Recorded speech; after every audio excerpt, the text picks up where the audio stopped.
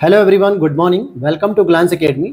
दोस्तों, आज की इस क्लास में हम लोग स्टडी करेंगे यूपी पीसीएस प्रीलिम्स 2024, साथ ही साथ समीक्षा अधिकारी 2024 के एग्जाम्स के लिए।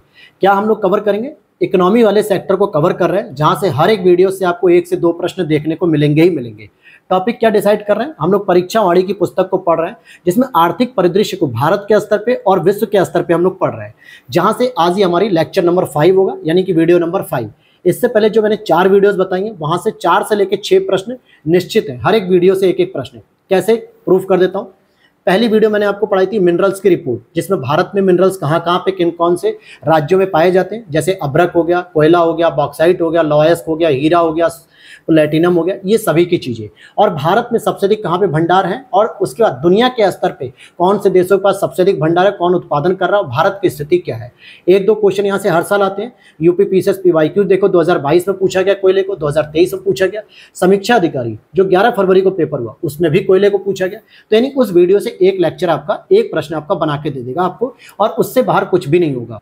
अभी आपको लगेगा कि सर ये तो पूरी आप किताब पढ़ा रहे होगे। किताब नहीं पढ़ा रहा हूँ, इसमें कुछ ही चीज़ें पढ़ा रहा हूँ जो इंपॉर्टेंट होती है। पहले मैं उसको पढ़ता हूँ, स्टडी करता हूँ कि ये एग्जाम के लिए यूजफुल है कि नहीं है, तब जाके आप लोगों को पढ़ाता हूँ। मैं कोटा पूर्ति नहीं करता हूँ। अगर कोटा पूर्ति करनी होती तो बहुत पहले ये वीडियोस खत्म हो चुकी होती। और अगर आप चाहते हो कि नहीं सर हमें पूरी पीडीएफ पढ़ानी है लाइन टू लाइन, तो आप किसी और प्लेटफॉर्म को फॉलो कर सकते हैं। यहाँ पे तो डायरेक्टली मैं वही पढ़ाता हूँ जो डायरेक्ट एग्जाम में आता है।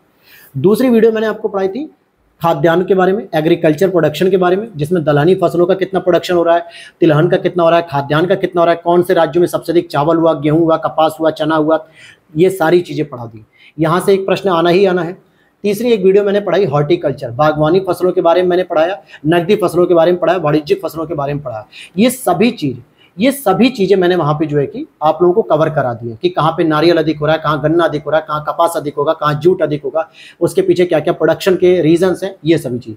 चौथी मैंने कल पढ़ाई थी आपको एनर्जी सेक्टर कि रिन्यूएबल एनर्जी का योगदान कितना है, उसमें जो है कि ग्लोबल वार्मिंग से निपटने के लिए क्या क्या योगदान कर रहे हैं। साथ ही साथ हम लोगों ने तापीय एनर्जी को पढ़ा, थर्मल पावर प्लांट को पढ़ा, न्यूक्लियर प्लांट को पढ़ा, कहाँ कहाँ पे स्टैब्लिश हो रहा है, ये सारी चीज़ें मैंने आपको पढ़ाई थी। आज हम लोग लेक्चर नंबर 5 को कंप्लीट करेंगे, जिसमें आज सबसे इंपॉर्टेंट टॉपिक को पढ़ेंगे ISFR रिपोर्ट 2021, यानी वन स्थिति रिपोर्ट। अब पूरा रटना नहीं है, ये ध्यान रखना। कुछ कुछ चीज़ें पढ़ेंगे, इंपॉर्टेंट पढ़ेंगे, उससे ज़्यादा कुछ नहीं, कि ताकि 15 से 20 मिनट की क्लास करो और एक क्वेश्चन लेके जाओ अपने लिए। तो यहाँ पर आप देखोगे कि इस प्रकार से मैं हर एक चीज़ को पहले पढ़ता हूँ, लाइन टू लाइन नहीं, कुछ इंपॉर्टेंट चीज़ों को पढ़ता हूँ और पहले उनको जो है कि स्टडी कर लेता हूँ पीवाईक्यूज के ट्रेंड एनालिसिस के साथ, फिर आपको मैं वो चीज़ें पढ़ाता हूँ। लाइन टू लाइन पढ़ना हो तो आप किसी और जगह से पढ़ सकते हैं, या फिर आप कहीं से भी पीडीएफ को डाउनलोड कर लो पूरी किताब को, या मार्केट से ले लो और पढ़ते रहो। फिर जैसे कहते हैं गधा मजदूरी, आम भाषा में कहें कि क्वेश्चन एक ही मिलेगा आपको वन स्थिति रिपोर्ट से, लेकिन आप पूरा लाइन टू लाइन पढ़ रहे हो, हर एक आंकड़ा रट रहे हो। ऐसे नहीं रटना है। मैं आपको बताऊंगा कि किस तरीके से जो है कि चीज़ें करनी है। तो ये पूरी वीडियो देख के जाना, मज़ा आ जाएगा। वन स्थिति रिपोर्ट में सबसे पहले आपको पता होना चाहिए कि केंद्रीय वन पर्यावरण मंत्रालय के अधीन एक सेंटर काम करता है। क्या नाम होता है उसका? भारतीय वन सर्वेक्षण, यानी कि FSI, forest survey of India. और ये क्या करता है? प्रत्येक 2 साल पे भारत की वन स्थिति की रिपोर्ट जारी करता है। तो ये द्विवार्षिक हो गई, 2 साल पे जारी होती है। और अभी जो हम लोग पढ़ रहे हैं वो 17वीं वन स्थिति रिपोर्ट है, जो 2021 के हिसाब से आई थी और 13 जनवरी 2022 में पब्लिश की गई थी। लेकिन इसका जो आधार वर्ष होगा ना, वो 2019 होगा, क्योंकि इसमें 2021 में जो भी ग्रोथ हुई होगी, जो भी डेवलपमेंट हुए होंगे, जो भी ह्रास देखने को मिलेगा, जो कमी देखने को मिलेगी, ये सब 2019 के सापेक्ष हम लोग कंपैरिजन करेंगे। अगर बात करें 2021 की रिपोर्ट के अनुसार, तो टोटल वनाच्छादित क्षेत्र जो वन से संबंधित है, अभी वृक्षों से संबंधित नहीं है, वृक्षावरण नहीं, वन आच्छादित क्षेत्र जो 7,13,789 वर्ग किलोमीटर है। कितना है दोस्तों? 7,13,789 वर्ग किलोमीटर, जो पूरे भारत का क्षेत्रफल जितना है ना, जो आप लोग पढ़ते हो 32,87,963 किलोमीटर स्क्वायर, उसका लगभग 21.71% है। कितना है दोस्तों? 21.71%। अभी हमने इसमें क्या पढ़ा? केवल वन आच्छादित क्षेत्र पढ़े, अभी हमने वृक्षारोपण को नहीं पढ़ा है। अगर हम दोनों को मिला देते हैं, यानी कि कुल वनावरण जो वनाच्छादित कहते हैं, और वृक्षावरण जिसको हम लोग फॉरेस्ट और ट्री कवर, इन दोनों को इंक्लूड कर देते हैं, तो ये एरिया हमारा बढ़ जाता है लगभग 8,09,537 वर्ग किलोमीटर, लगभग 8,09,537 वर्ग किलोमीटर जाता है, जो पूरे देश का भौगोलिक स्थिति का 24.62% हो जाता है। जो पहले केवल 21.71 था, अब हो गया 24.62। यहाँ तक तो आप लोगों ने रट रखा है, क्योंकि 2 साल पुरानी रिपोर्ट होने जा रही है, तो आप लोगों ने रट लिया होगा, तमाम एग्जाम दे दिए होंगे। बात करेंगे उसके आगे कि कुल वृक्षावरण की बात करें तो कुल वृक्षावरण कितना हुआ, टोटल 2.91%। ये केवल प्रतिशत में याद रखना है, इसको ये पढ़ने की जरूरत नहीं है खास। अगर देखना भी चाह रहा तो 95,748 याद रख लो, नहीं तो नहीं। अब एग्जाम के लिहाज से दो बातें याद रख लो इस पूरे पैराग्राफ से। पहली चीज, ये 2 वर्ष पे जारी की जाती है, 17वीं वन रिपोर्ट थी, ठीक। दूसरा, अगर आपको कवर करना है कि अगर मैं केवल वनावरण की बात करूं, केवल वनावरण की, तो ये पूरे भारत का 21.71% है। और अगर मैं वनावरण और वृक्षावरण दोनों को इंक्लूड कर देती हूँ तो 24.62% हो जाएगा पूरे, ठीक है, जिसमें 24.62 में आपको वनावरण भी और वृक्षावरण भी दोनों हो गया। अब आ जाते हैं सबसे इंपॉर्टेंट चीज पे, कैसे, जो आपसे डायरेक्ट पूछी जाती है, लेकिन उसमें कैसे कवर करना है। देखो, पहले प्रश्न को समझो। यहां पे कह रहा है प्रतिशत के आधार पे शीर्ष वनावरण क्षेत्र वाले राज्य, लेकिन इसमें राज्य और यूनियन टेरिटरीज दोनों पूछ रहा है। अगर इन पे ध्यान दोगे तो क्वेश्चन गलत नहीं होगा। राज्य और यूनियन टेरिटरीज के हिसाब से देखोगे तो सबसे पहले जो आएगा शीर्ष वनावरण के मामले में ये आ जाएगा आपका लक्षद्वीप। क्या हो जाएगा, लक्षद्वीप। दूसरा हो जाएगा मिजोरम और तीसरा हो जाएगा अरुणाचल, वो अंडमान निकोबार। तो ये 3 चीजें ऐसी हैं जो प्रतिशत के आधार पे वनावरण क्षेत्र में सबसे अधिक मानी जाती हैं। आप जो एमपी दिमाग में रख रहे होगे ना, वो प्रतिशत के आधार पर नहीं होता है, टोटल एरिया के आधार पर होता है कि कितने किलोमीटर स्क्वायर है। लगभग उसमें 90 किलोमीटर या फिर 70,000 के आसपास होगा। ये बात समझ में आ गई। अब अगर मैं इसी में से संघ को काट देता हूं, केवल आपसे ये प्रश्न पूछ लूं कि प्रतिशत के आधार पर शीर्ष 5 वनावरण वाले केवल राज्य बताने हैं, तो पहला नंबर मिजोरम का आ जाएगा, दूसरा अरुणाचल प्रदेश का आ जाएगा, तीसरा मेघालय का आ जाएगा। लेकिन इसको मैं आगे कवर करा दूंगा। तो अभी बस आपको इतना याद रखना है कि संघ और राज्य के हिसाब से अगर आप पढ़ रहे हो तो प्रतिशत के आधार पर सबसे अधिक वनावरण क्षेत्र कहाँ पे, लक्षद्वीप में मिलेगा, मिजोरम में मिलेगा और अंडमान निकोबार में मिलेगा। आगे अगर हम देखते हैं इसके बाद, जैसे इसमें एक और प्रश्न बनता है, लेकिन उससे पहले मैं आपको, अभी आपने क्या पढ़ा, प्रतिशत के आधार पर शीर्ष वनावरण क्षेत्र पढ़ लिया। आप प्रतिशत के आधार पर न्यूनतम वाला पढ़ते हैं, जो सबसे नीचे दिया हुआ है। क्या दिया हुआ है, ये रहा, प्रतिशत के आधार पर न्यूनतम 5 वनावरण वाले क्षेत्र, जिसमें पहले कौन कौन से आ जाएंगे, हरियाणा आ जाएगा सबसे पहले नंबर पे, यानी कि अंतिम नंबर पे होता ही है। और हम जब नीचे से चल रहे होते हैं न्यूनतम वृद्धि में, तो हरियाणा देखने को मिलता है। सेकंड आपको पंजाब देखने को मिलता है। थर्ड आपको राजस्थान देखने को मिलता है। तो हरियाणा, पंजाब, राजस्थान। आपके दिमाग में आ सकता है कि सर राजस्थान में तो रेगिस्तान है ही नहीं, फिर भी ये जो है कि इन दोनों से बेहतर पोजीशन में। बिल्कुल है दोस्तों, क्योंकि राजस्थान में वनस्पतियों के सिवा और कुछ कर भी तो नहीं सकते। जो जगह है उस पर वनस्पति लगा दो, कम से कम खेजड़ी जैसे वृक्ष लग जाते हैं, नागफनी लग जाती है, बबूल लग जाते हैं। लेकिन पंजाब और हरियाणा में क्या होता है, खेती ज़्यादा होती है, इसलिए यहाँ पे सामान्यतः मिट्टी का प्रयोग क्या होता है, खेती के रूप में होता है। तो यहाँ पे जंगल वगैरह, वन वगैरह बहुत कम देखने को मिलते हैं। तो ये चीज़ें आप इस तरीके से कोरिलेट कर सकते हो। तो हमने अधिकतम वाले में पढ़ लिया लक्षद्वीप, मिजोरम, अंडमान निकोबार, अरुणाचल प्रदेश, ये सभी पढ़ा। लेकिन न्यूनतम वाले में, और ये दोनों ही आंकड़े हमने प्रतिशत के आधार पर पढ़े हैं।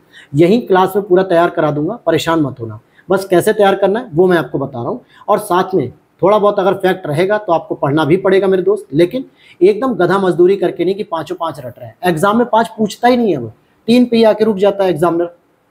अब यहाँ पे बताओ कि शीर्ष 5 वनावरण वाले क्षेत्रधारी, यानी कि यहाँ पे प्रतिशत के आधार पे नहीं पूछ रहा, क्षेत्र के आधार पे पूछ रहा है। तो आप देखोगे नंबर 1 आएगा आपका एमपी। एमपी में लगभग कितने क्षेत्रफल है वर्ग, तो 77,493 वर्ग किलोमीटर हो गया। वर्ग किलोमीटर यानी जिसको हम लोग कहते हैं किलोमीटर स्क्वायर।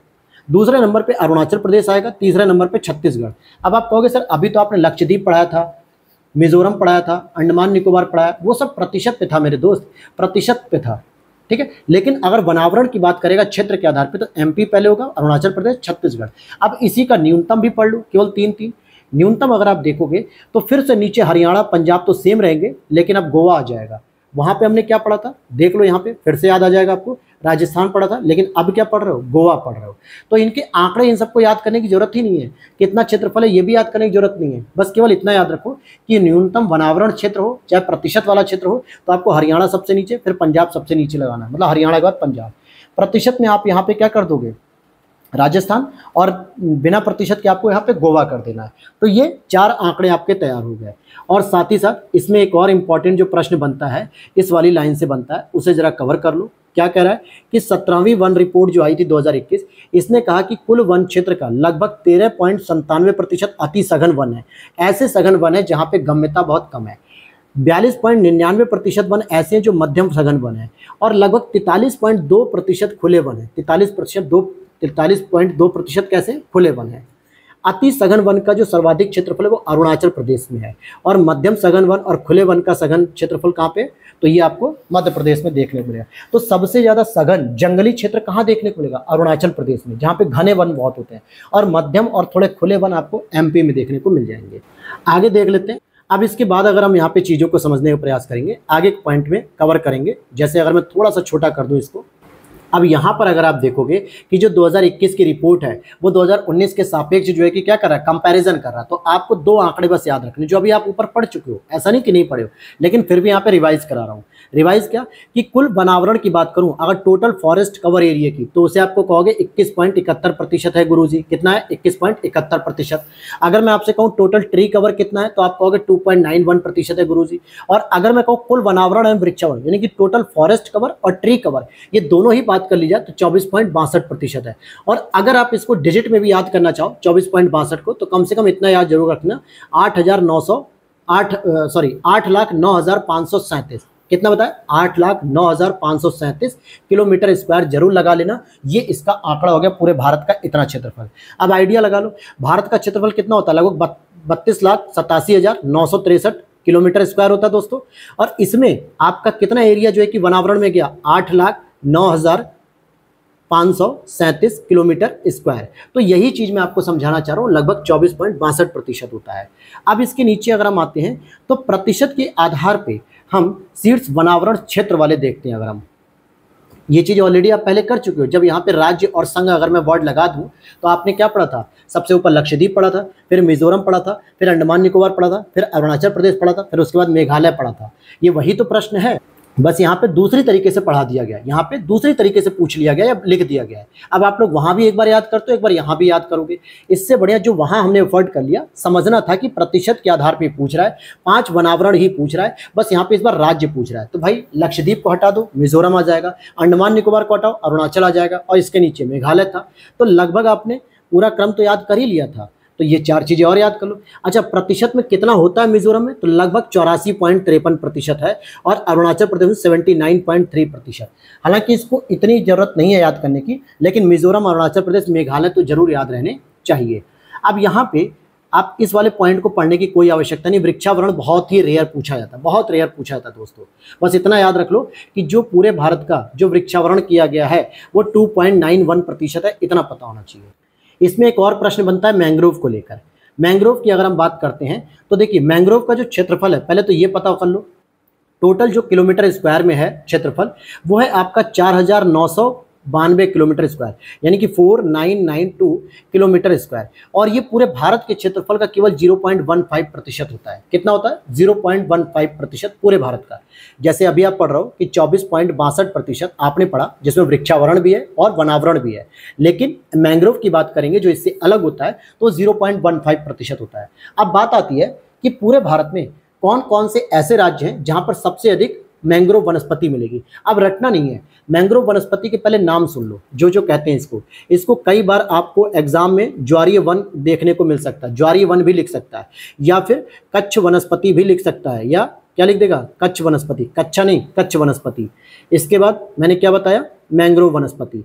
अब जरा इसको ध्यान से समझो, आप लोगों ने केवल मैंग्रोव पढ़ा है, लेकिन ज्वारीय वन के दिमाग में आते ही आप लोग क्या लगा दोगे, गुजरात लगा दोगे। आपको लगेगा ज्वारीय बंदरगाह तो वहीं आते हैं।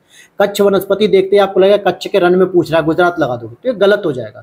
ये इसके नाम दिए हुए हैं, आपको एग्जाम में किसी भी नाम से पूछे, आपको याद रखना है कि पूरे विश्व में सर्वाधिक या सबसे बड़ा जो डेल्टा होता है वो होता है सुंदरबन का डेल्टा, जो गंगा और ब्रह्मपुत्रा के मिलने से बनता है, जो कि मेघना के नाम से बंगाल की खाड़ी में गिरता है, और जहां पे सुंदरबन में सुंदरी नाम का वृक्ष पाया जाता है। किसका, सुंदरी नाम का एक वृक्ष पाया जाता है, जो कि एक मैंग्रोव वनस्पति होती है, और इसी का सबसे अधिक विस्तार आपको पश्चिम बंगाल में देखने को मिलेगा। तो यहां पर आप देखो कि पश्चिम बंगाल में 2114 किलोमीटर स्क्वायर, इसी 4992 में से 2114 किलोमीटर कहाँ चला गया, पश्चिम बंगाल में चला गया। ये किलोमीटर याद नहीं रखना है, बस मैं आपको बता रहा हूँ कंपैरिजनली। सेकंड नंबर पे आपका गुजरात आएगा, क्यों, क्योंकि गुजरात में भी दलदली क्षेत्र है। कच्छ का रण एक बहुत बड़ा दलदली क्षेत्र है, समुद्र के निकट होने के कारण दलदली क्षेत्र बन जाता है, और मैंग्रोव वनस्पतियां सामान्यतः दलदली क्षेत्रों में ज्यादा अच्छे से ग्रो करती हैं, इसीलिए इनको वेटलैंड भी कह दिया जाता है, रामसर साइट यानी आर्द्र भूमि भी कह दिया जाता है। तो ये 1175 है। थर्ड नंबर पे अंडमान निकोबार, आप देखो ये भी आइलैंड ऐसा है जो समुद्र से घिरा हुआ है, तो इसीलिए 616 हो गया। तो कुल मिला के आपको ये पढ़ना है कि पूरे भारत में 0.15% जो मैंग्रोव वनस्पति है, जो कि 4992 किलोमीटर स्क्वायर है, इसमें से सबसे अधिक आपको पश्चिम बंगाल में मिल जाएगी, सेकंड आपको गुजरात में मिल जाएगी, थर्ड आपको अंडमान निकोबार में मिल जाएगी। इन आंकड़ों को याद रखने की जरूरत नहीं है, लेकिन फर्स्ट सेकंड थर्ड पोजीशन आपको याद रखनी है। अब चलते हैं हम आगे, बस अगले 5 मिनट में क्लास कंप्लीट हो जाएगी। ये तो हमने पढ़ लिया। अब देखो कभी कभी क्या होता है, रिकॉर्डेड वन करके पूछ लिया था। रिकॉर्डेड वन का आंकड़ा अलग होता है। तो जैसे आरक्षित वन होते हैं, संरक्षित वन होते हैं और अवर्गीकृत वन होते हैं। तो कम से कम आपको ये तीनों वन के बारे में भी पता होना चाहिए, जिसको रिजर्व फॉरेस्ट कहते हैं, प्रोटेक्टेड फॉरेस्ट कहते हैं और अनक्लियर्ड अनक्लासिफाइड प्रोटेस्ट मतलब फॉरेस्ट भी कह देते हैं। अगर इन तीनों को हम रिकॉर्डेड वन के रूप में देख लें तो 23.58%। आपको मैंने बताया कि पूरा वनावरण कितना है दोस्तों, 21.71% है। ठीक है, देखो पढ़ाते ही पढ़ाते मैं आपको याद करा दूंगा, 21.71 है। और वृक्षावरण कितना था, 2.91% था। इन दोनों को जोड़ोगे तो 24.62% आ गया। ठीक है, लेकिन इसमें भी केवल रिकॉर्डेड वन की बात कर ली जाए ना तो 23.58% होता है। तो इसको जरा याद रख लेना कि अगर आपसे पूछा जाए कि भारत का कितना रिकॉर्डेड वन है, मतलब भारत का कितना प्रतिशत रिकॉर्डेड वन में शामिल है, तो 23.58 लगाना है, 24.62 मत लगा कर आना मेरे भाई, क्योंकि क्वेश्चन में रिकॉर्डेड वन पूछा जा रहा है आपसे। अगर ये स्टेटमेंट नहीं रहेगा तब आपको 24.62 लगाना होगा। अब यहाँ पे देखो, ये इसका कोई मतलब नहीं है, इस टॉपिक को पढ़ने का कोई भी मतलब नहीं है। बहुत सारे बच्चे इसको भी पढ़ रहे हैं कि सर ये भी हमें रटना है क्या। अरे इतना क्यों रटना भाई, जो एग्जाम में आएगा उसे पढ़ो ना, आप क्यों परेशान होते। अब यहाँ पे क्या, मैंने थोड़ी पीडीएफ को बड़ा कर रखा है ताकि आप लोगों को इजीली दिख जाए। और एक प्रश्न अब ये नए ट्रेंड का आ चुका है। नया ट्रेंड ऐसा आता है कि वन स्थिति रिपोर्ट 2021 कहती है कि देश के वनों में कुल कार्बन स्टॉक कितना है, तो 7203.8 मिलियन टन होने का संगणन है। यानी ये अनुमान लगाया गया। कार्बन किसको कहते हैं, मतलब कार्बन स्टॉक किसे कहते हैं, अर्थात वनस्पतियां हैं तो उन्होंने भोजन बनाने के दौरान, प्रकाश संश्लेषण की क्रिया के दौरान वायुमंडल से CO2 को ऑब्जर्व किया और अपनी प्रकाश संश्लेषण की क्रिया के पश्चात बायोमास या स्टार्च या आप उनका भोजन कह सकते हो या कार्बोहाइड्रेट कह सकते हो, इसमें कार्बन डाइऑक्साइड को या कार्बन को स्पेशली स्टॉक कर रखा है। अर्थात जितना अधिक आप वनस्पतियों को लगाओगे उतना ही अधिक कार्बन को स्टॉक किया जा सकेगा, उसको संरक्षित किया जा सकेगा, जिससे ग्लोबल वार्मिंग में कमी आएगी। इसीलिए तो लगातार सरकारें जो है कि क्या प्रयास कर रही हैं कि अधिक से अधिक आपको क्या करना है, वन को लगाना चाहिए।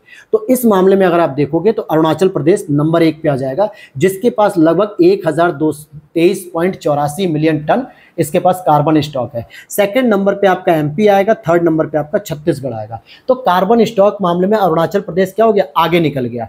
MP सेकंड नंबर पे आया और छत्तीसगढ़ थर्ड नंबर पे है। तो कार्बन स्टॉक समझ में आ गया आपको। अब कार्बन स्टॉक का ये आंकड़ा याद करने की जरूरत नहीं है, बस इतना याद कर लो कि शीर्ष 3 राज्य ऐसे कौन से जहां पे कार्बन का स्टॉक सबसे ज्यादा किया जा रहा है। अब आगे चलते हैं, कुछ इंपॉर्टेंट इंस्टीट्यूट भी हैं। जैसे अगर हम बात करें राष्ट्रीय कृषि वानिकी अनुसंधान केंद्र, ये कहाँ पे है, जिसको हम लोग झांसी में देखते हैं। राष्ट्रीय वानिकी अनुसंधान केंद्र झांसी में स्थित है, उत्तर प्रदेश। केंद्रीय मरु क्षेत्र अनुसंधान केंद्र, ये जोधपुर में स्थित है, जिसको हम लोग क्या कहते हैं, सेंट्रल एरिड जोन, कजरी भी बोल देते हैं। राष्ट्रीय वन नीति 1952 और 1987 के अनुसार ये दोनों ही राष्ट्रीय वन नीति कहती हैं कि देश के कुल भौगोलिक क्षेत्रफल का लगभग 33% या 33.3% हिस्सा वनावरण से युक्त होना चाहिए, यानी कि वनाच्छादित होना चाहिए। और वर्तमान में अभी हम कितने पहुंचे वनाच्छादित में, 21.71%। ठीक है, वनावरण की बात करेंगे पूरे के पूरे का, यानी कि वृक्षावरण और वनावरण, तो वो हो जाएगा आपका 24.62%। मैं इतनी बार इन नंबरों को यूज कर दूंगा कि आपको याद हो जाएगा। ठीक है, तो क्या प्रश्न बन सकता है यहाँ पे कि कौन सी वन नीति में कहा गया है, या यूं कहें कि राष्ट्रीय वन नीति 1952 या 1987 में कितने प्रतिशत भूभाग पर आपका वनावरण होना चाहिए, तो 33.3%, या फिर सामान्यतः इसको हम 33% भी कह देते हैं। अब यहाँ पे इसकी जरूरत नहीं है कि पर्वतीय क्षेत्रों में 66.67 या मैदानी क्षेत्रों में 25%, ये उतना इंपॉर्टेंट नहीं है।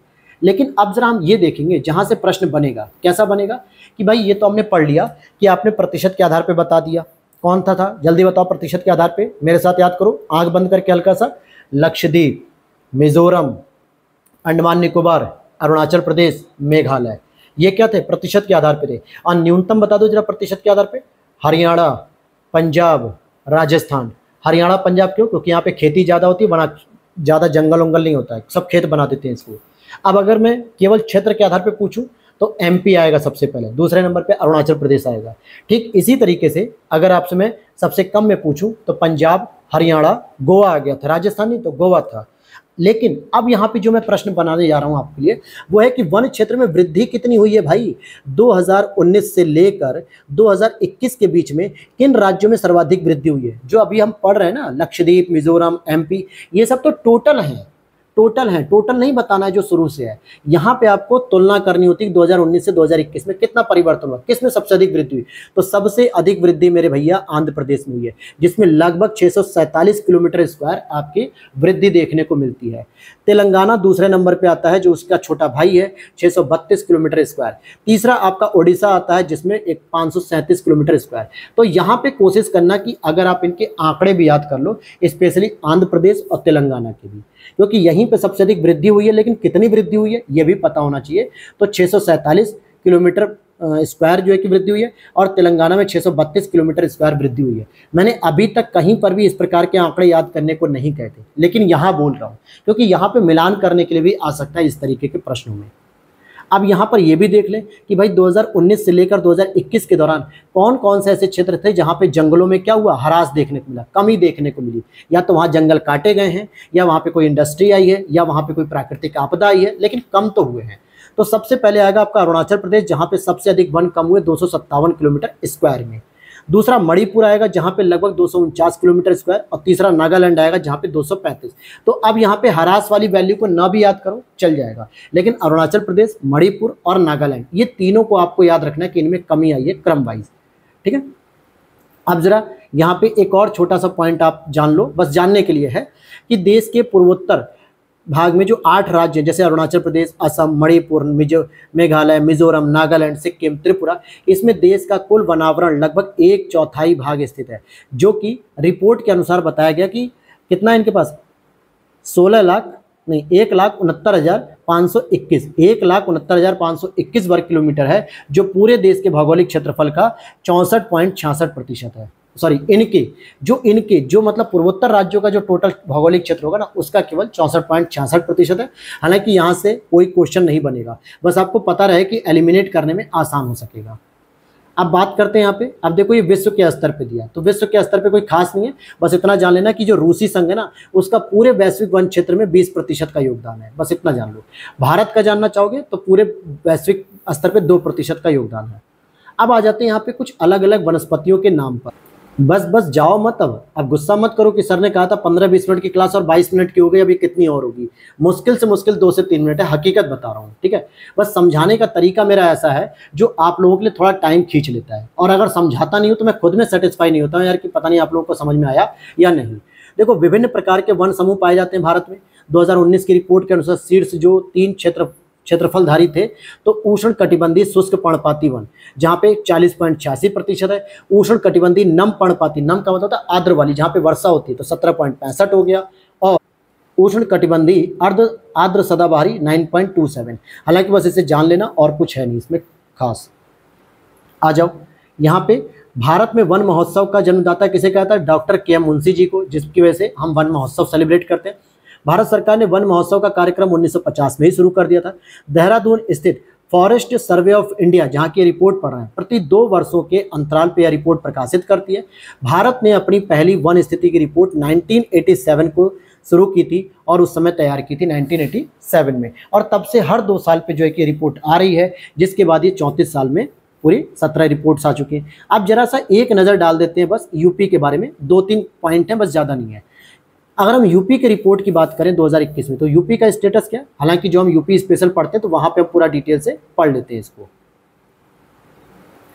जैसे अगर आप देखोगे, अब यहाँ पर बस इतना देख लो कि यूपी के अंतर्गत 3 वनावरण वाले क्षेत्र कौन से होते हैं। तो सबसे अधिक आपको पहले से पता है कि सोनभद्र में सबसे अधिक होता है। दूसरे नंबर पे आपका लखीमपुर खीरी आता है। जो क्षेत्रफल के मामले में, अगर उत्तर प्रदेश के क्षेत्रफल के मामले में बात करेंगे तो लखीमपुर खीरी सबसे बड़ा जिला माना जाता है क्षेत्रफल के आधार पर, और दूसरे नंबर पर सोनभद्र आता है। लेकिन वनावरण के क्षेत्र में देखोगे तो सबसे अधिक जो जंगल मिलेगा आपको सोनभद्र में देखने को मिलेगा। दूसरे नंबर पर अगर आप देखोगे तो लखीमपुर खीरी होगा, और तीसरे नंबर पर आप देखोगे तो मिर्जापुर का क्षेत्र होगा। सोनभद्र और मिर्जापुर आपस में बाउंड्री शेयर करते हैं। अब यहाँ पे ये लास्ट पॉइंट है, लास्ट पैराग्राफ, इसके बाद एक और होगा छोटा सा पैराग्राफ इसी तरीके का। अब यहाँ पे कह रहा है न्यूनतम, भाई हमने सर्वोत्तम देख लिया, न्यूनतम देख लो। तो न्यूनतम में सबसे पहला स्थान आता है संत रविदास नगर, जो इलाहाबाद और बनारस के बीच में अटका हुआ है बेचारा छोटा सा संत रविदास नगर, जिसे भदोही भी कह देते हैं। और ये पूरे भारत का सबसे छोटा क्षेत्रफल वाला जिला भी है, लगभग 1057 वर्ग किलोमीटर है इसका क्षेत्रफल। द्वितीय नंबर पे अगर आप देखोगे तो मऊ आएगा, थर्ड नंबर पे आप देखोगे तो मैनपुरी आएगा। ये वही मैनपुरी, अखिलेश यादव जी का जो क्षेत्र है इटावा मैनपुरी, वहां पे आएगा। तो ये न्यूनतम वाले हो गए। अब जरा हम बात कर लेते हैं इसकी। तो हम बात करेंगे प्रतिशत के आधार पे। अभी तो हमने क्षेत्रफल के आधार पे बात की, अगर हम प्रतिशत के आधार पे देखेंगे तो पहला स्थान सोनभद्र का ही आएगा, चाहे प्रतिशत में देख लो चाहे क्षेत्र के आधार पे। लेकिन दूसरा स्थान यहाँ पे बदल जाएगा, लखीमपुर खीरी की जगह अब चंदौली आ गया, और तीसरा स्थान आपका क्या गया, मिर्जापुर की जगह चित्रकूट आ गया। अगर मैं यहीं पर आपसे पूछ के बता दूं कि सोनभद्र जो है कि किसमें था, क्षेत्रफल के आधार पे पहला, दूसरा कौन सा था, लखीमपुर खीरी लिखा हुआ था यहाँ पे, ठीक है, और तीसरा कौन सा था, मिर्जापुर था, मिर्जापुर। तो ये तीनों ही तो थे आपके नॉर्मल में, लेकिन अब प्रतिशत में आ गए तो ये संख्या बदल गई। और ये रहा आपका आखिरी, ये न्यूनतम वाला जरा बता दो, क्योंकि यहाँ पर यूपी का बस एक छोटा सा ओवरव्यू दिया गया था, पूरा डिटेल में नहीं दिया गया है। तो यहाँ पर आप देखोगे संत रविदास नगर जो प्रतिशत में भी है और क्षेत्रफल के आधार पर भी सबसे छोटा है।